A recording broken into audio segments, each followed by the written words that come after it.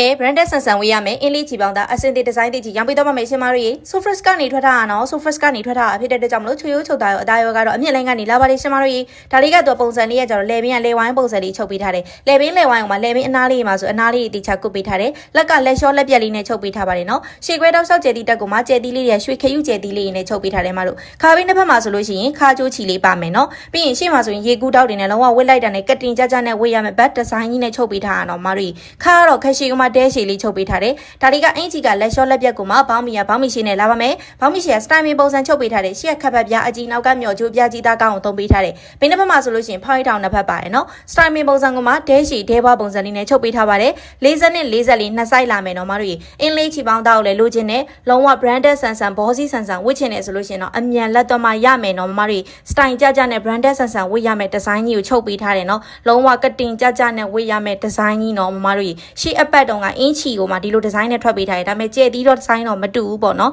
အင်းချီမရလိုက်တဲ့မမတွေအခုဒီဒီဇိုင်းကိုတော့အမြန်လက်တော့မှရမယ်နော်ရှာနေနဲ့ကလာလိုင်းလေးပြပေးထားတယ်အယောင်လိုင်းတွေလည်းတစ်ခါမှမထွက်ဘူးတဲ့အယောင်လိုင်းတွေပါတယ်နော်မတို့ရေကိုလိုချင်တဲ့အယောင်ရဖို့ဆိုရင်အမြန်လက်တော့မှရပါမယ်လိုချင်တဲ့မတွေခိုင်မြဲစီပြီးမှအမြန်ဆုံးဆက်သွယ်ဝယ်ယူအပ်ပေးလို့ရပါပြီနော်မတို့ရေ